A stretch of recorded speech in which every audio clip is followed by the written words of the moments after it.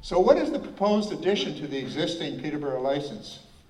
And that's fabricating the CANDU fuel pellets. Next, please. First of all, the powder is compressed under 12 to 10 tons of pressure per square centimeter into a pellet shape. And then those pellet shapes, which are compressed powder, are then put into an oven and baked. And that oven is filled with only hydrogen gas because they can't have oxygen in there. And they heat it at a temperature of around 1700 degrees for a period of time to bake it into a ceramic. And those ceramic fuel pellets then come to Peterborough and get fabricated into the fuel bundles, as we just talked about. Then they go to the CANDU reactor. The pellets are formed from the fine powder by using the pressure of about 12 to 15 tons per square inch. And then they're sintered at 1650 degrees Celsius in a hydrogen atmosphere to prevent oxidation. Next, please. Now, there's a photograph of, this is at the Toronto property. You see that hydrogen tank? It's a very big tank right on the property. It's liquid hydrogen at very, of course, very cold temperatures. Next, please. These are a couple of close-up shots. You can see the car there, and you can see the tank in the background behind it. And it's got, at the end of the tank, it's got all the mechanisms for keeping it in a liquid state and warning liquid hydrogen. Now, should you be having a tank of liquid hydrogen in a downtown city, in a built-up area? It burns much quicker than gasoline. It's much more flammable than gasoline. And it can undergo, with the right mixtures, which ranges a very high range of percentages, it can be very, very explosive. So what are the health hazards of the powder? Well, as previously remarked, uranium is a radioactive heavy metal. It's both a chemical and radiological hazard. During the fabrication of fuel pellets, uranium dioxide dust particles may be produced. Well, they are produced. They may be inhaled. Well, they are inhaled. Inhalation of uranium dust may result in internal dose to lung tissue. Well, it does result in internal dose to lung tissue. Not only may, it does. From the alpha particles, as well as chemical toxicity if it's absorbed in the bloodstream and transported to sensitive tissues, notably the kidneys. Now, it says this is precisely for this reason that the CNSC mandates stringent worker health and safety programs at BWXT to eliminate or limit exposure to uranium particulates inside the facility. Well, the idea of eliminating is pretty well difficult for the workers, but not for the citizens, surely, for the children. Yes, absolutely, the best idea is to eliminate the hazard. You eliminate the hazard by not having it. You simply say, this is no place to have such a facility. Now, the relative sizes of the particles, this is very important because the particles that are smaller in diameter go much deeper into the lungs. And the ones that escape from the HEPA filter are generally from 0.1 to 0.4 microns. Those are the ones that go right past the HEPA filter. It turns out that HEPA filter means a high efficiency particulate filter, right? And what it does is it's very good at screening out 99.97% of the coarse particles. And also it's very good at stopping the extremely fine particles. But there's a range which is right in there between 0.1 and 0.4 where it's not so good. And those are the particles that escape the HEPA filter more readily. Now it turns out, and I got this information from Zach Reuter's article, who Zach is here tonight, according to their self-reported estimates in the 2018 annual compliance report, the company, that's BWXT in Toronto, released 46.2 grams of uranium into the air. Now, the only way that uranium could go into the air is by passing through the HEPA filter. That means it must have been in that range between 0.1 and 0.4 microns. It could not have been much coarser or much finer because the HEPA filter is very good at stopping those particles. This is compared with the less than 1 gram into the air and sewer in Peterborough over the same time period. 1 gram of uranium oxide contains over 7 trillion particles of size 0.3 microns. So therefore, if you're giving off 1 gram, if they're in the size of 0.3 microns, that size we were talking about, that would be about 7,800,000,000 particles. And if you talk about 46.2 grams of uranium oxide, it contains over 35 quadrillion particles of that size. So we're going from billions, trillions rather, to quadrillions. Now, uranium happens to be an alpha emitter. And it turns out that the alpha particles are 7,000 times heavier than the beta particles. And they're much, much more damaging. So much so that everybody agrees, including the CNSC, that if you compare the doses between them, you have to multiply the alpha particle dose by 20 to get any kind of equivalence. Next, please. Now you can see them in a cloud chamber, but you can't see them with your eye. Next, please. The alpha particles are stopped by a sheet of paper, but that just means they don't travel very far. In living tissue, they do an enormous amount of damage. Now, I want to show you what my calculations, I'm a mathematician, I did some calculations as to what the dose would be if one single particle of uranium dust was lodged in the lung tissue of a human being. Next, please. There's the picture that Bob showed you of the rays that come out from that alpha particle. They only go a very short distance. 11 microns is the shortest, that's the range. So it's a very short amount of distance. Next, please. And in order to calculate the radiation dose per year, what you have to do is you have to calculate how much energy is given off and what's the volume of tissue exposed. And you divide the energy by the mass of that tissue, and that gives you the radiation dose in rads, which then can be converted into a unit called sieverts. And what I found is that even with the smallest size particle, 0.1 micron, you would get 7 millisieverts in the course of a year, which is 7 to 70 times over the maximum permissible limit of radiation exposure for a member of the public. 7 to 70 times. If you go to larger particles, so you get much more alpha radiation given off, and it becomes, look at the bottom there, for a 2 micron sized particle, you would have 57,000 times to 576,000 times the maximum permissible dose for a human being. Now, how is this possible? Well, the reason this is possible is because the industry and the regulator, they average the dose out over a large population. And they say that, well, if 1 or 2 people get this massive dose and perhaps die as a result of it due to lung cancer, statistically that's insignificant. Because if you look at a population and a few people die, it doesn't change the statistics very, very much, certainly not significantly. But it's very significant to the family affected and to the individuals affected. The point is that not everybody will get a particle in their lungs. A lot of people will not. Not everybody will get this massive dose to a small portion of their lungs, but some will. And those that will are going to suffer the consequences. And that's why, you know, the thing to do is to aim for avoiding the risk. You say, no, that's not a risk worth taking. Forget it. We don't want it.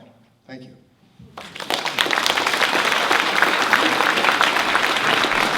If you have a particle of uranium or any radioactive element in your body, and it throws off those particles, the cells right close by are damaged. And if the nucleus of the cell, the DNA, is damaged, you're at risk for cancer, because we know that DNA damage causes cancer. And in a nutshell, that is why radiation is harmful.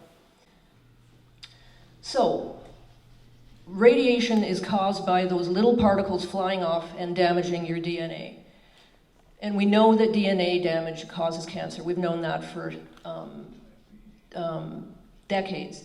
But if this happens to a fetus, you will get birth defects. You might get birth defects, and if they are not compatible with life, the fetus will miscarry or be born dead. So in terms of what's possibly proposed here in Peterborough, bringing the powder here and assembling the pellets, all processes in all industries have emissions. So there will be more uranium dust going out the stacks. The people who are working in that are going to have more exposure. And the uranium dioxide powder is very, very, very fine, small enough to go right down into your airways, your tiny airways, and into your circulation and deposit in different parts of your body. And remember, DNA damage, toxic exposure, carcinogens are cumulative over a lifetime. So any one DNA damage to one of your cells may not trigger cancer in you, but a second one might, or a third one might. So it's in everyone's interest to reduce your carcinogen burden, your toxin burden, as much as you possibly can. Women are as much as twice as radiosensitive as men. And children are even more radiosensitive, partly because they're smaller and they eat, drink, and breathe more per kilogram than adults do. Originally, people thought that there was a safe amount of radiation to a certain point, and then it became harmful. And basically all the regulatory agencies worldwide agree that all radiation, right from zero, is harmful. So again, you don't want to add to your toxic burden if possible. We also in Canada have this pattern of protecting industry, in that it's up to you and I to prove that something is harmful, that an industrial process or an exposure is harmful, rather than an industry proving that it's safe. In addition, when you have a carcinogen causing cancer, it may be 20, 30 years later, and you'll never be able to prove that it was something that you were exposed to decades ago. People in this city, in this neighborhood, and who work at that plant already have a very high toxic burden, and you don't want to be increasing that in any way. Not everybody has to get out in front of the train tracks and stop the train, but I think we all need to express our deep felt feelings about this and be seen. It's not a quiet, private state of mind. It's getting out there and letting people know that this will not pass. This is Lansdowne Street. You can see this is a night photograph, and it was pushing out all kinds of steam and who knows what emissions from it. Here they make the uranium fuel, as they do in Peterborough, except in here they work with the powder of uranium. It's very light, lighter than flour. And they send out that powder being so light, gives off, it escapes. It can escape from the HEPA filters. And the difference, it seems to be, is the fact that they're working with the powder, turning it into pellets, and sending the pellets then to Peterborough. I'm a former nuclear energy worker out of Port Hope. Now, this is my experience with the industry, and the uranium powder and pellet production operation in Port Hope is similar to what BWXT is intending. Now, they're being secretive about everything, and that was the normal operation. Rules were often not followed. An example is you must shower at the end of the shift, okay? Coveralls to laundry. But at lunch, it was okay not to shower, jump into your street clothes, return after lunch, get into your coveralls, go back to work, shower at the end of the day, and put on your dirty, contaminated clothes and bring them home to your children. Now, here's what I went through after 1995. I gradually became very ill. It started with a lasting metallic taste. Then I had facial sores, stomach illness, severe vomiting, severe sweating. After the color would actually wash out of my clothing when my wife washed them from perspiration in my bed sheets. Okay, went on, my hemoglobin dropped off to dangerously low levels. Headaches that no medication would touch. And there's body pain, joint pain. It was bodily, basically. My liver enlarged, my kidneys low function, still is. Fingernails fell out, teeth started chipping, sores in my arms, face. My earlobe rotted off one night when I was washing. Facial damage was severe, sinuses, facial tissue, and bone deterioration from the inside out, leaving open wounds. Several surgeries, titanium rebuild of the bone. I now have severe osteoporosis, continually breaking bones, ribs mostly. Just note that uranium travels to the bones. It mimics calcium, your body stops producing it. My eyesight became blocked with cataracts. I had to have surgery for that. In 2000, I was hospitalized and diagnosed with pulmonary alveolar proteinosis. It's one of the world's rarest and most terminal lung diseases. Anyway, leave it at that. 2013, lungs failing. I was on the transplant list, but I was initially too weak, and I had to earn that right to get back on. In 2015, after being refused twice in December for lung transplant, finally December 28th, I received a very successful double lung transplant. Okay, Thank you very much. I'm doing real good. Don't break me up here. What I've experienced described here should not be anything publicly to worry about. I want to make that clear. The extreme exposure that I've received is doubtful possibility for most people here. The workers, that's another concern, as I'm proof that accidents occur. Fear-mongering is often a term used when we speak to people in this manner. It's not the intention here, but it's a warning to workers to pay attention, and a warning to all of you too. The public risk is still present, and make no mistake, and it'll be the hardest to detect and easiest to deny. The industry is self-regulating. The CNSC is basically a place to make it all look fine and legal. The public situation is a concern, as there's no accurate public testing for radiation exposure. Suggestions for methods to indicate possible exposure have been ignored by the CNSC, your safety commission. Consider that the nuclear industry, the CNSC, play on this. They are ready for you and your arguments. What you need to do is to stop most immediately, though, most importantly, is the 10-year application. You've lost your voice for 10 years. You can't afford to do that. You're just another grab at another 10-year license that silences you. Where are you going to be in 10 years? Where are your kids going to be? Most of you will be gone, other people will be in. You cannot afford to lose your voice on nuclear for 10 years. Thank you very much. But the inhalation of insoluble particles is the huge danger of the material that we're dealing with in Port Hope that you deal with here. It's the difference between having a sugar cube in your lung and a marble.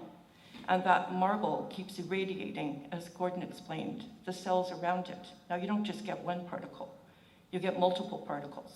And when they transfer out of your lung, because they are so small, they travel through the bloodstream to other organs.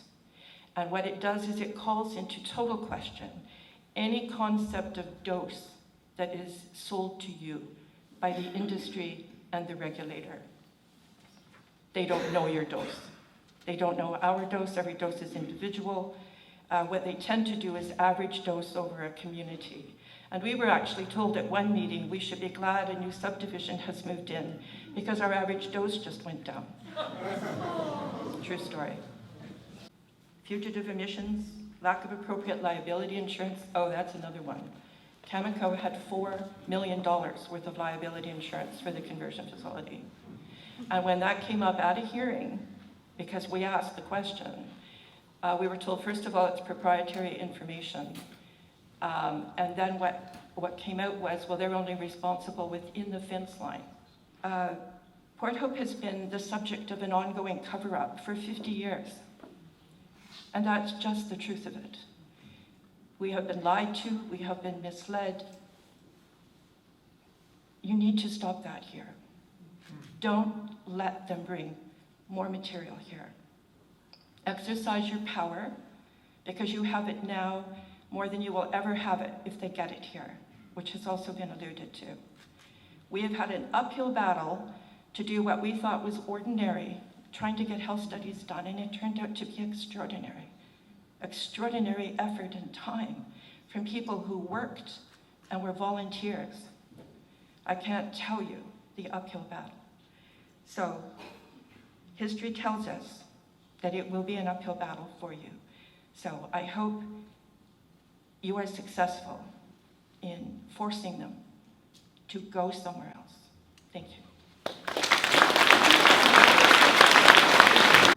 The reason they want to bring the pelleting plant here is they tried this same crap 25 years ago, and somebody found out they were sneaking enriched uranium in with it, so they got stopped. And another reason that they wanted out of there, the pelleting plant is in a residential area. The people up there found out they're not building light bulbs, fluorescent lamps. They're going through 50 to 75 tons a day of uranium a day. They don't want it there. These people here, and they've had quite a few write-ups in the paper. And I went down to the barbecue. I wanted to meet Mr. McQuarrie because I'd like to have a really good talk with him. Because half the stuff he put in the paper is lies.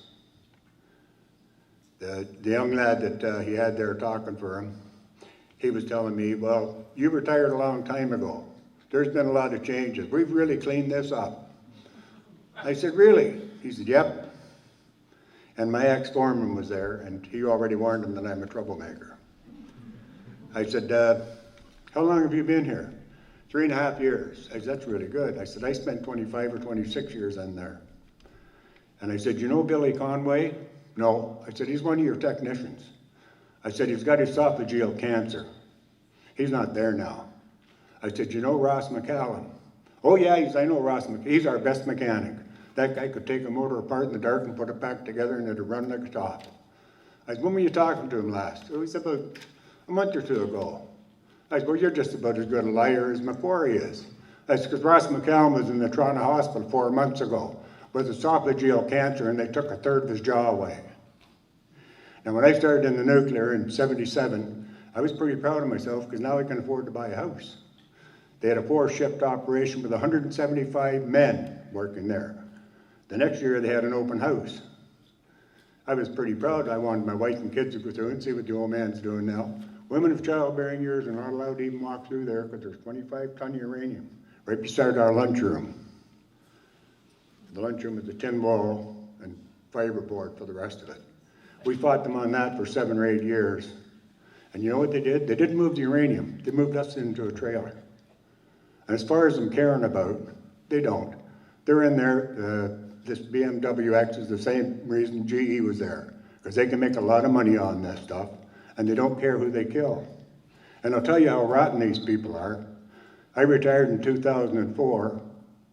A year before I retired, they hired 10 young girls, young women, between 18 and 21. Now, I showed this to the gentleman that was at the barbecue, and he didn't like me. He called security on me. I said, it's really safe in there. He says, that's right. I said, well, when I started there in 78 or 77, there was 175 men. And I said, then they slowly started sneaking the ladies in. They put them in the lab way down at the far end. Then they put a couple in the office. Not very many of them around. Then they hired a few more of them. And I said, out of 175 people in 1978, when I retired in 2004, there's a list of 64 people in that department that got cancer. And I said, the ones that are outlined in pink are already dead. I said, there's still 7 or 8 of us alive. I went and seen the company doctor. You know what he told me? Well, Jim, you look pretty good. You know, as long as you feel good, don't worry about it. I said, I want off that job. You know what my foreman told me? It cost us a lot of money to train you. You're staying there. And being the chief steward at the time, I put a grievance in. And it took about 1.5 months to get out of there. They put Betty Ann Outwater, who was a very good friend of mine, in there. They put Bobby McGee in there. Betty Ann died of cancer about 2.5 years later. I was hanging on to that lady's hand when she passed. Bobby McGee died 6 months before Betty did. Like, how did they figure that's safe if 64 people out of 175 die of cancer? Now, you're safer swimming in the Love Canal than you are working at General Electric. And these people, I figure they're going to be there for 10 years. They're going to get as much money out of this as they can. And they don't care about the people. The dosimeter badges you wear. The little uranium pellets, and that's why it stuck to me about that. Jim Durand and me took our dosimeter badges apart. Now, they picked them up Tuesday morning at 7 o'clock, every 2 weeks. So we got ours Tuesday night when we were on shift. We took them apart. We put them in a pail full of uranium chips. We left them there for 13 of the 14 days. And then when the people from the safety people come up to take the dosimeter badges and give you your new one for 2 weeks, they come and took them away. We got the same readings we always did. Now, these people that do the air sample test, do you know when they do them? When there's nobody in there working. And the beryllium room, I think there was 5 or 6 guys worked in the beryllium room in the length of time I was there. 4 of them died of brain cancer. The guy at the barbecue says, look, calm down. He says, come on, I'll make you a hamburger. Calm down. I said, just get away from me. Like, they should be ashamed of themselves. And I talked to one fellow about it a little while ago, and he was really upset. I said, yeah, I am. And he said, well, you retired early. I said, yeah, I left at 58. I had some health issues going. And I said, I was sick of watching people around me dying of cancer. And I said, most of them were younger than I was at the time. And I said, they wanted to fire me because I was the one that went public over the asbestos. And GE lied about that, and as far as I'm concerned, BWX or whatever the hell they are lying too. And thanks for listening. And all these people are dying, and then they bring in more contamination on top of that, and it's in a residential neighborhood, and we have children, we have grandchildren. Can this be done? Yeah. It shouldn't be there. Contamination is still there. Oh, yeah. That's what I'm saying, the contamination is still there. It'll be there for another 100 years. Do we test schools at all? I've worked in this school for 20 years. In the last 20 years, we've had 7 teachers with cancer, 2 this year. I work in the basement of the school. This school. I'm not in there right now because I'm off. But we need to be doing more in our schools as well, particularly this one. I mean, we have a parking lot that we know was paved over because it was contaminated, that sits higher than the playground of the school. So, I mean, we need to stop this. We need to stop it. It kills me. I live on Bolivar Street. I've lived there for 47 years. My father worked in GE for 25. He died of cancer. I don't know why. My 2 sons spent their first 8 years of school in this school. My husband taught in this school for 10 years. I don't know what's going to happen to either of them. And I want to go protest somewhere. Now, we need to be active now. We need a multiple strategy. Yes, do the interventions because that's the polite Canadian way, and that's what they'll insist on. But we also need, and I promised myself I wouldn't say this tonight, the last thing I need is another thing to be angry about. And I almost didn't come tonight because I thought I was too tired to be angry. I was too tired to be angry. Maybe my father died because of industrial pollution. Maybe my kids will. And I'm too angry? I'm too tired? I don't think so. People should not have to die to earn a paycheck. People should work to support their families and make a living. I'm doing this in memory of my husband because he died a horrible death. He couldn't breathe anymore, so he suffocated to death. Tell them that we have enough problems with industrial pollution in Peterborough. We are burying people that are victims of industrial pollution. And I don't have any hope in GE or any other company doing better than they have in the past. We need our council to create some of these bylaws that were mentioned today and enact them as some measures of prevention. And also, when are we meeting next? When can we get together again so that more people can hear about this and gather together?